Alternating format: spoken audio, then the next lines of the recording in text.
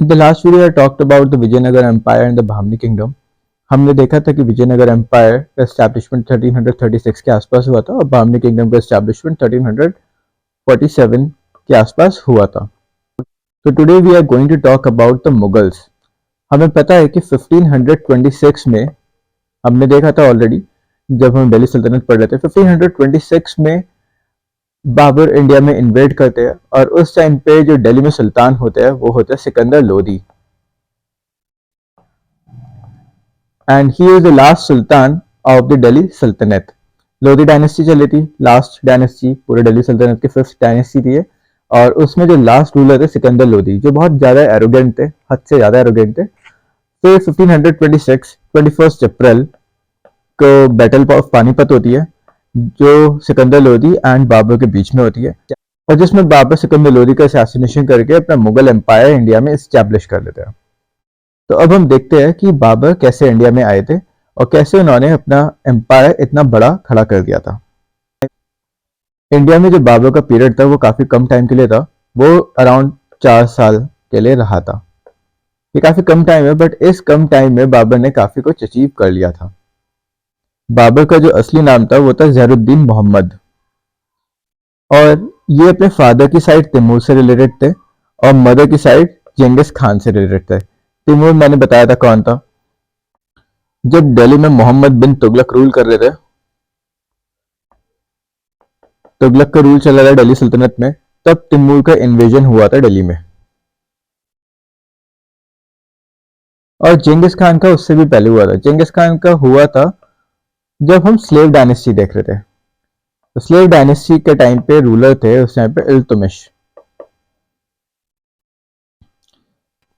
तो बाबर के जो फादर वाली साइड थी वो तैमूर की थी और जो मदर वाली साइड थी वो जेंगिस खान की थी. तो बाबर इन दोनों का मिक्सचर था और दोनों के ही ट्रेड्स थे. हमें पता है कि तैमूर ने इंडिया में आके लाखों हिंदू को खत्म करा था और इंडिया से बहुत सारा पैसा लेके गए थे और ऐसे ही जेंगिस खान ने करा था. इंडिया में आने से पहले जो बाबर थे वो फरगान के रूलर थे. उनके फादर का नाम था उमर शेख मिर्जा और वो फरगान के रूलर थे. उसके बाद बाबर फरगान के रूलर बनते हैं. ये जो फरगान है ये उज़्बेकिस्तान, आज के उज़्बेकिस्तान में एक सिटी है. बट इनके किसी रिलेटिव ने इन्हें हरा के इनका किंगडम पूरा छीन लिया था और उसके बाद ये बहुत टाइम तक ऐसी सड़कों पे फिरते रहते थे. ठीक है, इनका कोई ठिकाना नहीं था और ये बहुत टाइम तक खाली बिल्कुल घूमते रहते थे. बट कुछ टाइम बाद ही काबुल में इन्होंने अपने ही किसी एक अंकल से थ्रोन कैप्चर कर लिया था. तो ये काबुल को रूल कर रहे थे. 1519 से 1523 के बीच में इन्होंने इंडिया में इन्वेड करने की कोशिश करी थी 4 बार, बट चारों बार ये फेल्ड हो जाते थे. तो 4 एक्सपीडिशन इन्होंने कैरी करा, एक 1519 में और एक 1523 में, और ये चारों बार फेल हो जाते हैं. तो इनका नाम ज़हीरुद्दीन मोहम्मद था और ये इनके फादर वाली साइड तैमूर की थी और मदर वाली साइड जेंगिस खान की थी. इनके फादर का नाम उमर शेख मिर्जा था जो फरगान, जो आज के उज़्बेकिस्तान के है, वो उसके रूलर थे. फिर ये रूलर बने, बट इनके ही किसी दूर के रिश्तेदार ने इन्हें हरा दिया था, इनका किंगडम छीन दिया था. उसके बाद ये सड़कों पर काफ़ी टाइम तक फिरते रहे और फिर इन्होंने अपने ही एक अंकल से काबुल में थ्रोन कैप्चर कर लिया था. इस बीच इन्होंने 4 एक्सपीडिशन करने की कोशिश करे इंडिया में 1519 से 1523 तक, बट वो सारे फेल्ड हो गए थे.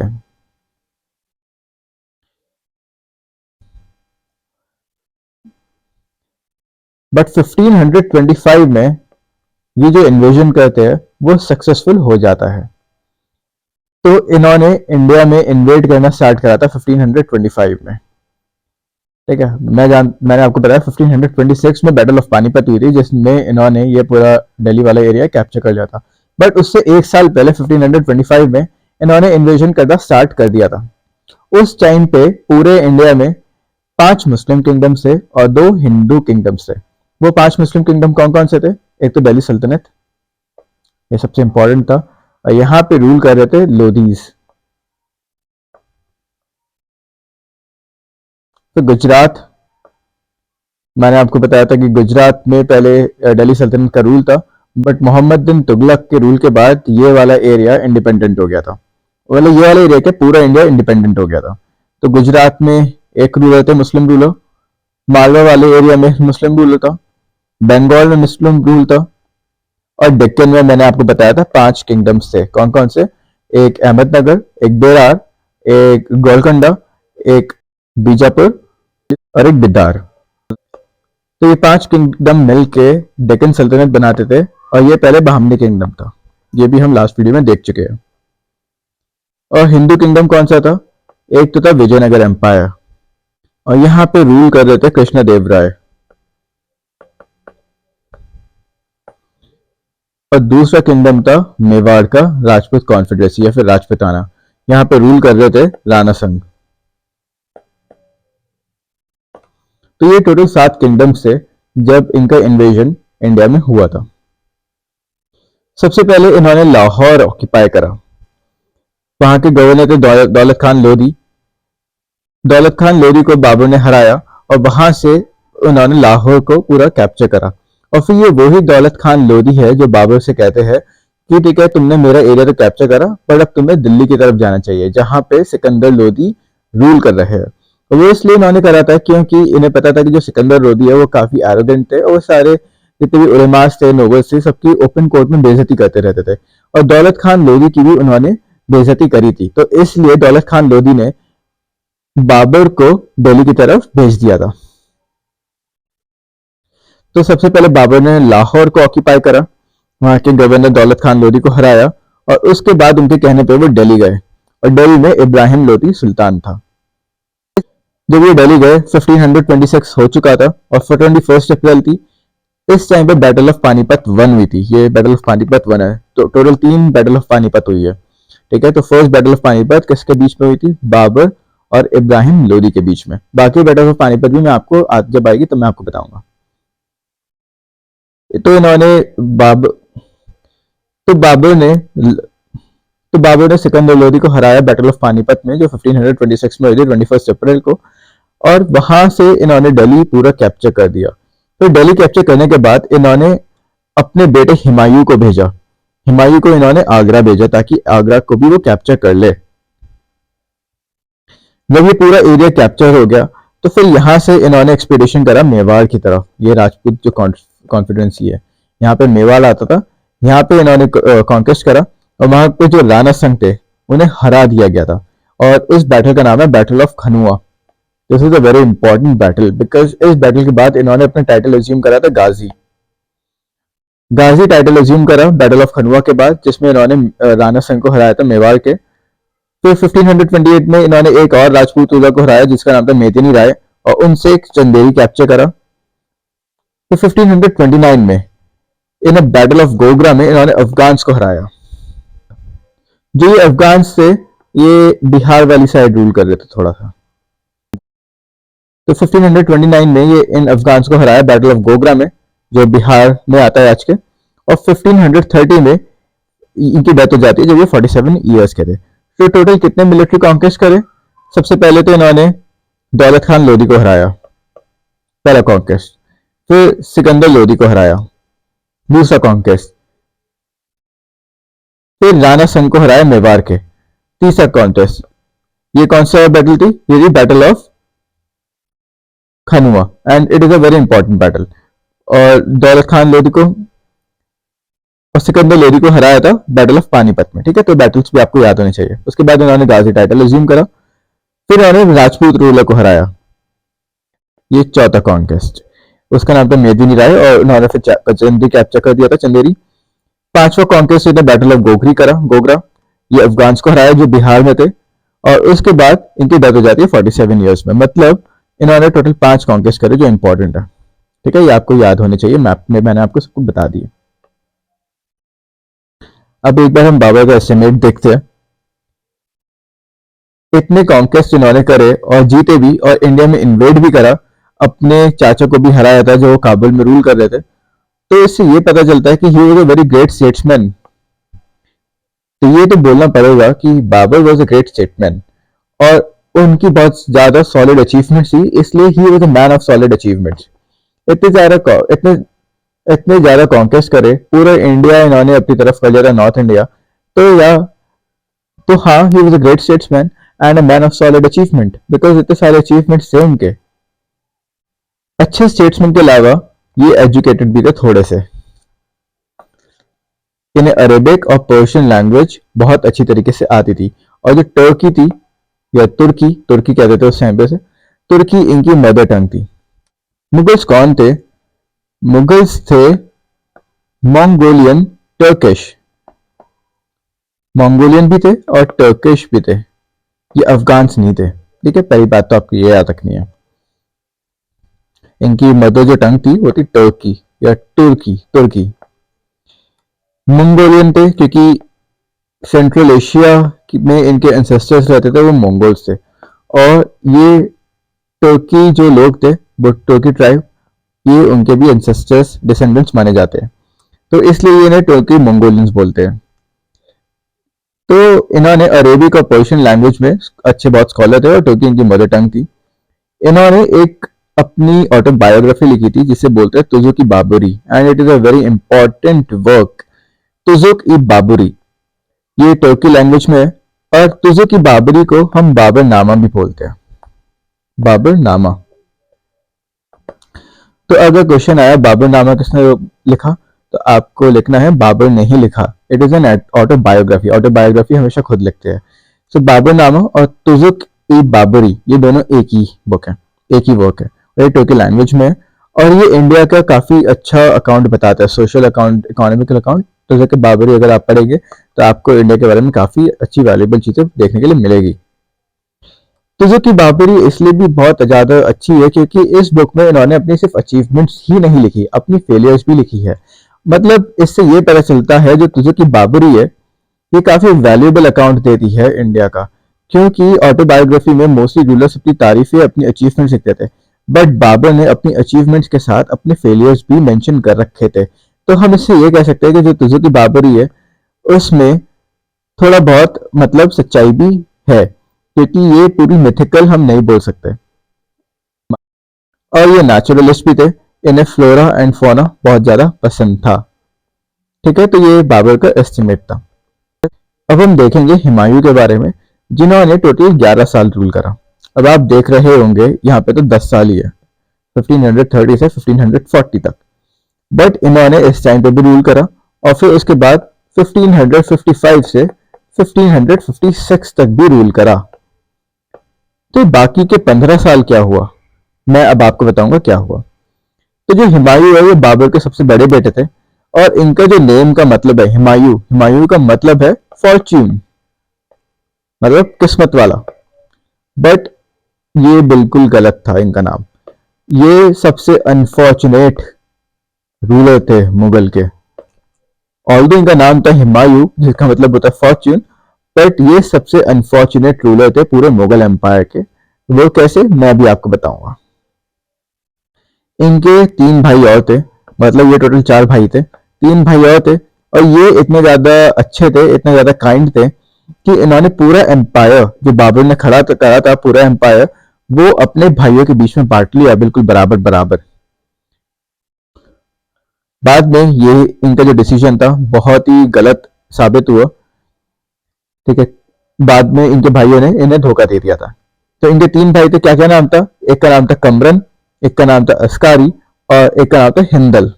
ये 3 भाई थे। काबुल वाला जो एरिया था वो कमरन को दे दिया, और सांभल वाला एरिया ये अस्करी को दे दिया, अलवर वाला एरिया हिंदल को दे दिया।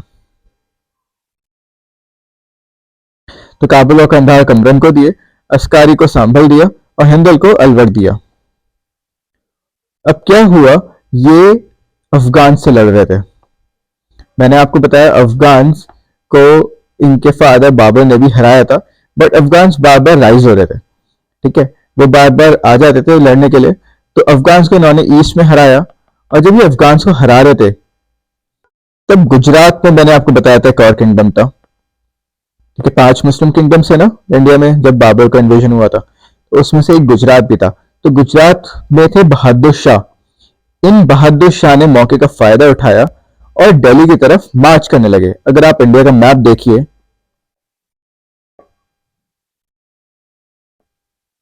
ऐसे ही मैंने रफली बता दिया, ये इंडिया का कुछ मैप था। तो यहाँ पे बिहार की साइड ये अफगान से लड़ रहे थे, और गुजरात यहाँ पे पड़ रहा था, ये यहाँ पे अटैक कर रहे थे, और इसी बात का फायदा बहादुर शाह ने उठाया और उन्होंने गुजरात से यहाँ दिल्ली पे अटैक कर दिया। और इसके चलते हुए इन्हें हुमायूं को अफगान के लीडर से एक ट्रीटी करनी पड़ी। अफगान का लीडर था शेर खान। शेर खान वही है जो बाद में शेर शाह बन जाएंगे। शेर Shah and Sher Khan are the same people. ठीक है, अभी हम इनके बारे में भी पढ़ेंगे थोड़ा बहुत।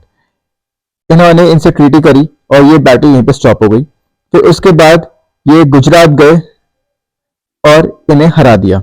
जो बहादुर शाह था, बहादुर शाह को हरा के ये वाला पूरा गुजरात वाला एरिया भी अपने किंगडम में एनेक्स कर लिया और अपने भाई को यहाँ पे गवर्नर बता दिया, अस्कारी।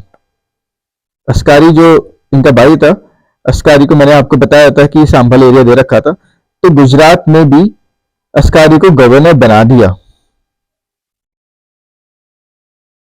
बट कुछ टाइम बाद ही बहादुर शाह ने ये गुजरात वाला एरिया अस्कारी से छीन लिया और अस्कारी यहाँ से भाग निकले और ईस्ट में शेर खान, जिसके साथ पहले ट्रीटी करी थी, अफगान रूलर, अफगान के किंग थे, शेर खान काफी स्ट्रांग होने लगे थे। तो हुमायूं फिर से शेर खान के साथ फाइट करने गए, बट उस फाइट में हुमायूं हार जाते हैं। और इस फाइट का नाम है, इस बैटल का नाम है battle of Chausa. It is a very important battle, battle of Chausa, जो हुई थी 1539 में। इस बैटल में शेर खान हुमायूं को हरा देता है, बट किसी तरीके से जो हुमायूं है ये उस बैटल से भाग निकलते हैं, बच जाते हैं और ये अपने भाइयों के पास जाते हैं मदद के लिए, जो उस टाइम पे आगरा में थे। आगरा जाते हैं ये चौसा से, वहां अपने भाइयों से मदद मांगते हैं। वो उनसे बोलते हैं कि देखो मैंने तुम्हें अपना किंगडम दे दिया, बिल्कुल पूरा किंगडम डिवाइड कर दिया, तो मेरी हेल्प करो उसे शेरशाह को हराने में। बट इनके भाई मना कर देते हैं, क्योंकि इनके भाई चाहते हैं कि जो दिल्ली वाला एरिया है वो भी इनके भाइयों में बढ़ जाए, ये जो है हुमायूं हट जाए। तो इनके भाई मना कर देते हैं और फिर इन्हें शेर खान से अकेले जाना पड़ता है लड़ने। और तब होती है 1540 में battle of Kannauj, and it is a most important battle in the rain of Humayun. Battle of Kannauj हुई, जिसे हम बैटल ऑफ बेलग्राम भी बोलते हैं। तो अगर क्वेश्चन आता है बैटल ऑफ बेलग्राम कब हुई थी या फिर बैटल ऑफ कनौज कब हुई थी और किसके बीच में हुई थी, तो ये 1540 में हुई थी और ये शेर शाह सूरी और हुमायूं के बीच में हुई थी, जिसमें शेर शाह सूरी हुमायूं को फिर से हटा देते हैं, पूरा जड़ से उखाड़ देते हैं इनका रूल मुगल्स को, और इन्हें भागना पड़ता है। तो इस बैटल के बाद, बैटल ऑफ कनौज के बाद, हुमायूं 15 साल एग्जाइल में चले जाते हैं। एग्जाइल का मतलब किंगडम से बाहर निकाल देते हैं इन्हें। एग्जाइल में चले जाते हैं और 15 साल तक ये ऐसे ही घूमते रहते हैं। तो जो 1540 का पीरियड है, 1540 से 1555 तक का पीरियड, इस बीच मुगल रूल नहीं कर रहे थे इंडिया में। इस बीच कौन कर रहे थे? सू डायनेस्टी। तो मैं एक बार आपको फिर से बता रहा हूं ताकि आपका अच्छा सा रिवीजन हो जाए। तो हुमायूं बाबर के सबसे बड़े बेटे थे और इनके नाम का मतलब होता है फॉर्च्यून, बट ये सबसे अनफॉर्चुनेट होते हैं।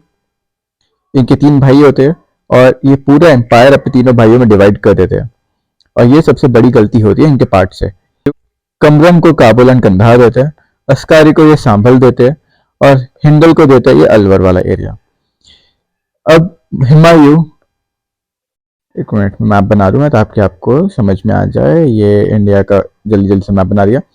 हाँ, तो हुमायूं यहाँ पे ईस्ट में फाइट कर रहे होते हैं अफगान के साथ। ये लोग टर्की होते हैं, टर्की, मंगोलो टिक्की। तो यहाँ पे ये अफगान के साथ फाइट कर रहे होते हैं और इसी बात का फायदा बहादुर शाह उठाते हैं गुजरात के, और ये दिल्ली में अटैक करने वाले होते हैं। और जल्दी में हुमायूं को शेरशाह, जो अफगान का लीडर होता है, उनके साथ ट्रीटी फॉर्म करनी पड़ती है और ये यहाँ पे गुजरात आते हैं और इन्हें बहादुर शाह को हरा देते हैं और यहाँ पे अपने भाई को अस्कारी को गवर्नर बना देते हैं। बट ये जो अस्कारी होता है, तो बहादुर शाह फिर से आते हैं, अस्कारी को हरा के और गुजरात फिर से ले लेते हैं, अस्कारी यहाँ से भाग निकलता है। तो इसी टाइम पे क्या होता है, जो शेर खान होते हैं या शेर शाह, जो अफगान में ईस्ट में उनके लीडर होते थे, वो एकदम बहुत ज्यादा पावरफुल हो जाते हैं और फिर हुमायूं उनकी तरफ मार्च करते हैं 1539 में, जहां पे होती है battle of Chausa, and it is a very important battle जिसमें हुमायूं हार जाते हैं। हुमायूं वहां से भाग निकलते हैं और अपने भाइयों के पास जाते हैं जो आगरा में होते हैं, और आगरा में उनसे बोलते हैं कि तुम मेरी हेल्प करो, मैंने तुम्हें अपना किंगडम दिया, तुम मेरी हेल्प करो। बट इनके भाई मना कर देते क्योंकि वो हुमायूं को भगाना चाहते थे, मारना चाहते थे। तो ये इन्हें फिर शेर खान से अकेले बैटल करनी पड़ती है बैटल ऑफ कन्नौज में, and it is a very important battle, battle of Kannauj या फिर इसे बैटल ऑफ बिलग्राम भी बोलते हैं। ये 1540 में हुई थी हुमायूं और शेर खां के बीच में, जिसमें हुमायूं हार जाते हैं और 15 साल के लिए इन्हें एग्जाइल में भेज दिया जाता है। 15 साल के लिए इनके पास कोई किंगडम नहीं होता 1540 से 1555 तक, और इस बीच में सूर डायनेस्टी रूल करती है। तो अब हम इस सूर डायनेस्टी के बारे में देखेंगे कि 15 साल में इन्होंने क्या क्या करा।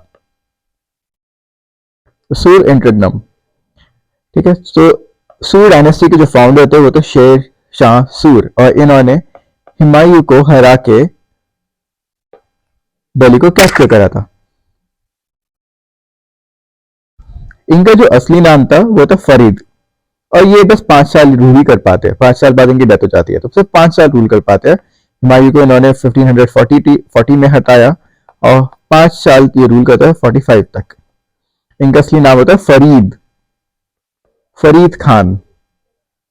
जो इनके फादर होते हैं उनका नाम होता है हसन खान, और ये सासाराम, सासाराम एक जगह है बिहार में। तो जो ये हसन खान होते हैं इनके फादर, ये बिहार के सासाराम के जागीरदार होते हैं। बाद में जो ये शेर शाह सूर है, या फिर मैं भी बोलूंगा फरीद खान है, ये अफगान रूलर वहां पे जो होते हैं बिहार में, उनके अंडर में काम करने लगते हैं, और वो अफगान रूलर इन्हें शेर खां का टाइटल देता है क्योंकि ये काफी ब्रेव थे। असली में तो ये फरीद खान थे, फरीद खान से बने ये शेर खान, क्योंकि अफगान के रूलर ने इन्हें ये टाइटल दिया था इनकी ब्रेवरी की वजह से। और फिर इन्होंने 1540 में, मैंने आपको बताया, हुमायूं को हटाया बैटल ऑफ कन्नौज में, और सुल्तान बन गए दिल्ली के।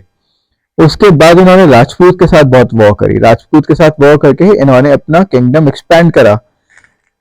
पंजाब में इन्होंने वॉर करी, मलवा में करी, सिंध में करी, मुल्तान में करी, बुंदेलखंड में करी। इन 5 जगह पे वॉर करके अपना जो किंगडम है वो एक्सपैंड करा। अभी मैं आपको नेक्स्ट वाली स्लाइड में बताऊंगा कितना ज्यादा इनका किंगडम हो चुका था।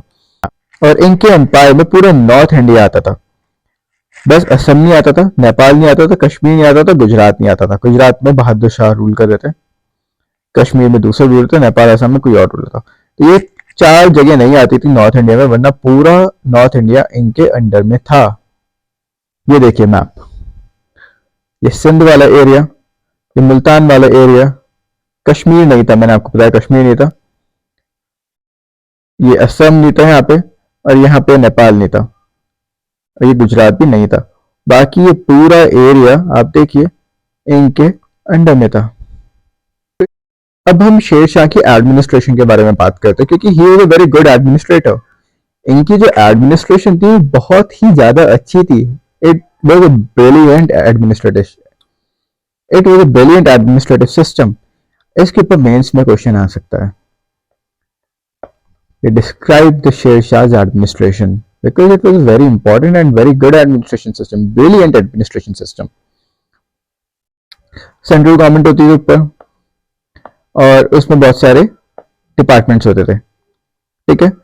किंग होता था, किंग को 4 इंपॉर्टेंट मिनिस्टर्स असिस्ट करते थे। कौन कौन से थे? एक तो दीवानी वजारत।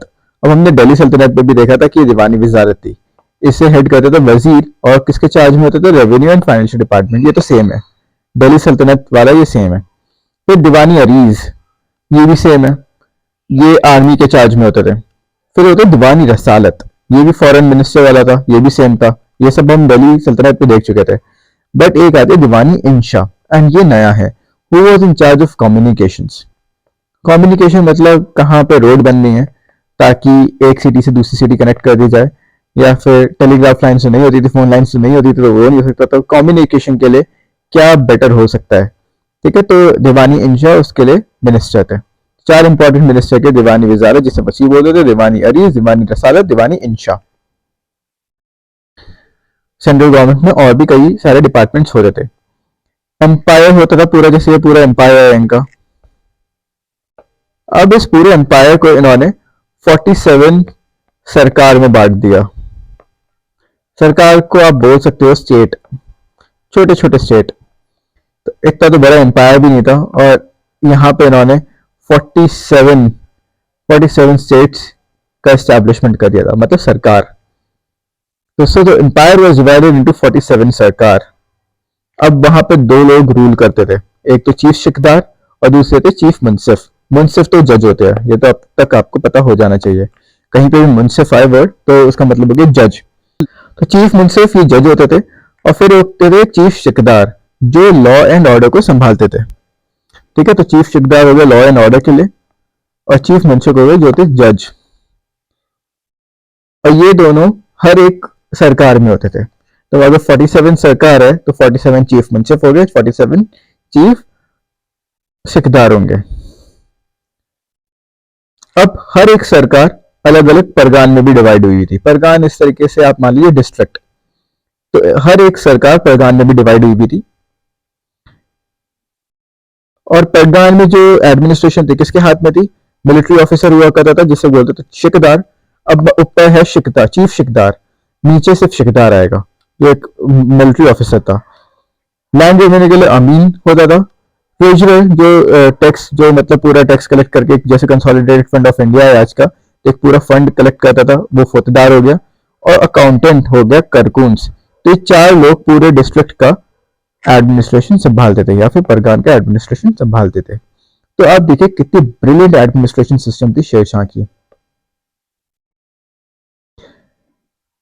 पॉलिटिकल एडमिनिस्ट्रेशन के अलावा इन्होंने लैंड रेवेन्यू एडमिनिस्ट्रेशन भी बहुत अच्छे से ऑर्गेनाइज कर रख रखी थी। पूरे लैंड का सर्वे बहुत अच्छे से हुआ था।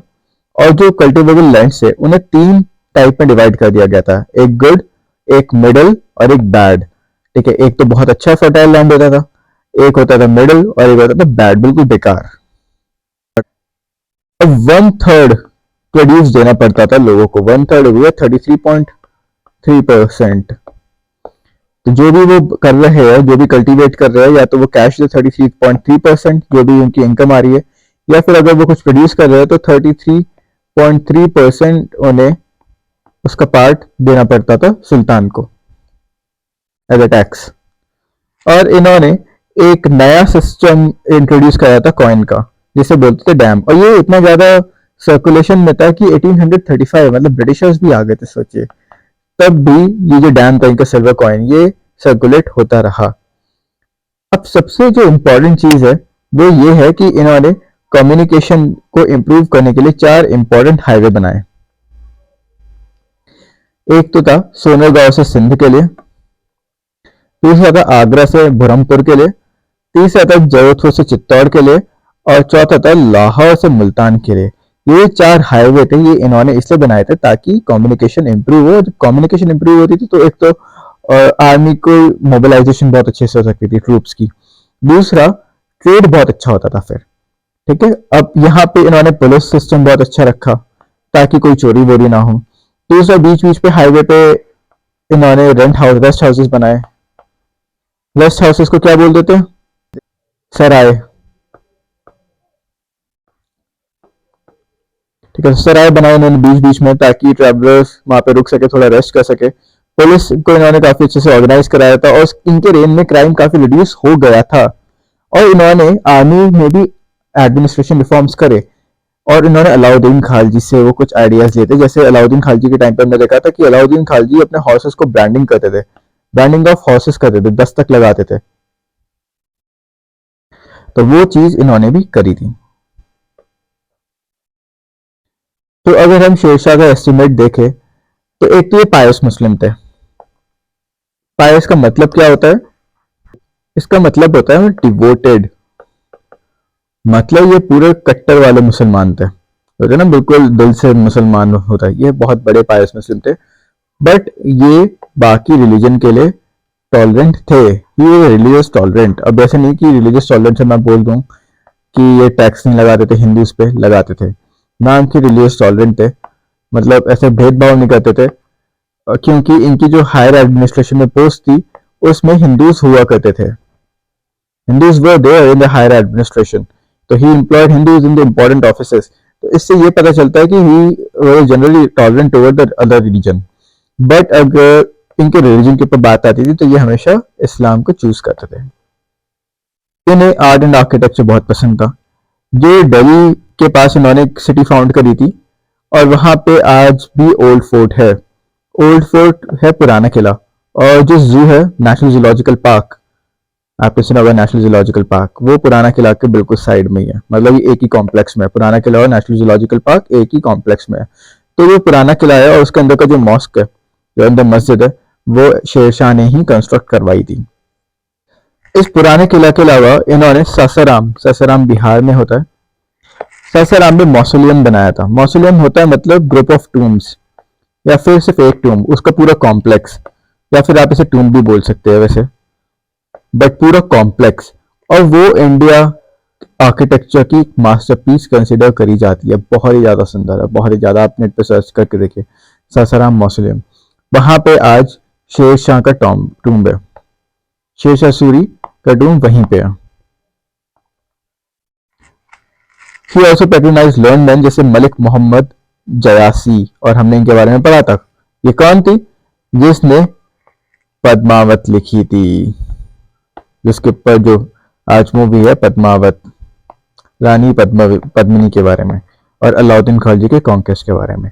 तो ये किसने लिखी थी? मलिक मोहम्मद जयासी। अब आप देखिए, इन्होंने अलाउद्दीन खिलजी से ब्रांडिंग ऑफ हॉर्सेस वाले आइडियाज लिए थे, और भी बहुत सारे आइडियाज लिए थे, बट ब्रांडिंग ऑफ हॉर्सेस उनमें से एक था। और पद्मावत भी इनके रेन में लिखी गई थी। तो इससे पता चलता है कि अलाउद्दीन खिलजी से काफी इम्प्रेस जो थे या फिर काफी ज्यादा मोटिवेटेड थे, तो इन्हें अलाउद्दीन खिलजी काफी पसंद था। और इनकी डेथ हो जाती है 1555 में, 5 साल बाद इनकी डेथ हो जाती है रूल करने के पे। और फिर उसके बाद इनके सक्सेसर्स 10 साल रूल करते हैं, जो काफी वीक होते हैं। और उस टाइम पे 1555 में हुमायूं वापस इंडिया में आके अपना थ्रोन वापस ले लेता है। तो हुमायूं का हमने देखा 1530 से 1540 तक रूल करा। फिर उसके बाद शेरशाह ने इन्हें हराया। फिर शेरशाह ने रूल करा 1540 से 1545 तक। फिर 1545 से 1555 तक शेरशाह के सक्सेसर्स ने रूल करा। और 1555 में हुमायूं वापस आते हैं, और फिर 1556 में हुमायूं की डेथ हो जाती है। कैसे, मैं बताऊंगा आपको। अब जब 1540 की बात है, ये जब वापस एग्जाइल में जा रहे थे, ये सिंध जा रहे थे, तो इन्होंने रास्ते में हमीदा बनु से शादी कर ली थी। इन्हें रास्ते में मिल गई एक, और उनसे शादी कर ली हमीदा बनु। और फिर ये अमरकोट रुके। अमरकोट एक हिंदू किंगडम था जहाँ पे रूल कर रहे थे राणा प्रसाद। राणा प्रसाद इतने ज्यादा दयालु थे कि इन्होंने हुमायूं को अपने घर के अंदर जगह दी, और इनकी वाइफ को भी दी, हमीदा बानो को। और वहीं पे इनका एक बेबी हुआ जिसे बोलते हैं अकबर। तो जो अकबर थे वो अमरकोट में बॉर्न हुए थे 1542 में। उसके बाद ये ईरान गए, ईरान से इन रूलर से हेल्प मांगी, और ईरान के रूलर ने हेल्प करने से हाँ बोल दी। उसके बाद इन्होंने अपने ब्रदर्स को हराया, भाइयों को हराया, कमरन और अस्कारी, इन दोनों को हटाया।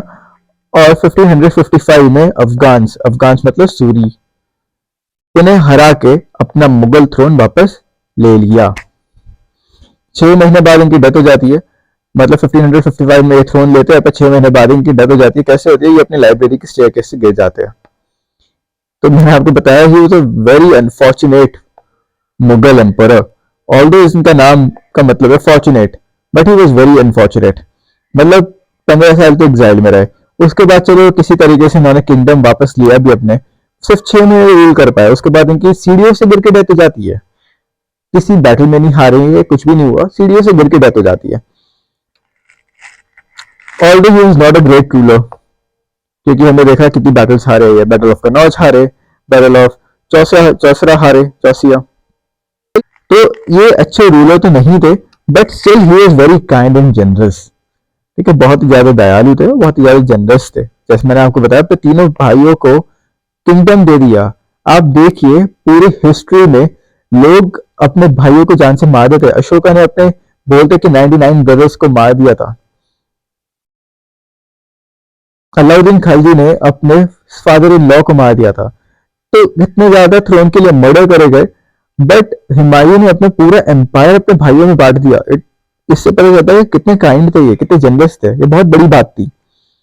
ये पढ़े लिखे भी थे, और इन्हें मैथमेटिक्स बहुत ज्यादा पसंद थी। एस्ट्रोनॉमी और एस्ट्रोलॉजी भी इन्हें बहुत ज्यादा पसंद थी, और इन्हें पेंटिंग लिखनी भी पसंद थी, और पोएट्री करते थे पर्शियन लैंग्वेज में। ठीक है, तो ये हुमायूं के बारे में था। तो हमने देखा 1556 तक दो मुगल एम्परर देख लिए। सबसे पहले हमने देखा बाबर के बारे में। बाबर ने रूल करा था 1526 से 1530। मैंने आपको बताया कि उनकी जो जितने भी कॉन्क्वेस्ट थे और उनका पूरा एस्टिमेट, तो 1530 से 1540 तक हुमायूं ने रूल करा। फिर 15 साल का इंटीग्रम हो जाता है जिसमें सूरी डायनेस्टी स्टैब्लिश हो जाती है, और वो कौन करते हैं? शेर शाह सूरी। ठीक है, फिर शेर शाह सूरी 5 साल रूल करते हैं, 10 साल उनके सक्सेसर रूल करते हैं। 1555 में हुमायूं वापस आते हैं और अफगान को खत्म करके 1555 में अपनी मुगल डायनेस्टी वापस री एस्टैब्लिश करते हैं, और 6 महीने रूल करने के बाद इनकी डेथ हो जाती है शेख के सिग्गे के। और फिर अब 1556 से टाइम आएगा अकबर का। अकबर रूल करते हैं 1604 तक। तो 1556 से 1604 तक अकबर रूल करेंगे, और उनके बारे में अब हम नेक्स्ट वीडियो में देखेंगे।